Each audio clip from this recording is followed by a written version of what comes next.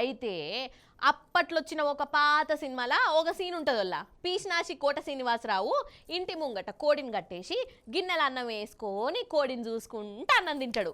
ఒరక్కో ఎందుకు స్వామి గట్ల చేస్తాన్నావు అని అంటే, కోడిని చూసుకుంటూ అన్నం తింటే కోడి కూర తిన్నంత ఫీలింగ్ వస్తుంది అని అనేది. మస్తు జోక్ ఉంటుంది ఆ సీను.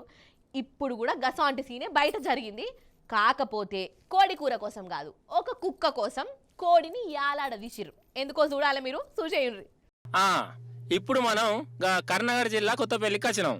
ఇగో గిదే మున్సిపాలిటీ ఆఫీసు. పారి కమిషనర్ కట్ల వేణుమాధవ్ సార్ రూమ్కు పోదాం.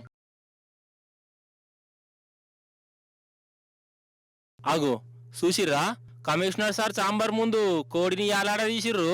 అగో కాళ్ళు మీదికి తలకాయ కింది పెట్టి కోదండం ఎక్కించినట్టే తాడుతో కట్టిర్రు కదా.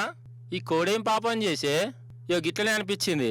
అంటే ఈ కోడి చచ్చిపోయిందట, చచ్చిన కోడి యాలాడుతుంది. ఇక ముచ్చట ఏందయ్యా అంటే, కొత్తపల్లిలా కుక్కలు బాగా తిరుగుతున్నాయట. నొల్ల ఒక కుక్క అజీజ్ అనేటైన కోడిని కొరికిందట. ఆ కోడేమో పాపం చచ్చిపోయింది. ఇక గావరంగా ఆదుకున్న కోడే చచ్చిపోవుతూనే అజీజ్ పానం కింద మీద అయింది.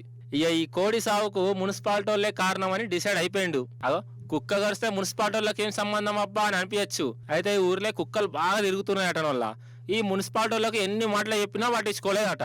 ఇక ఇప్పుడు ఈయన కోడినే పోతం చేసింది ఒక కుక్క.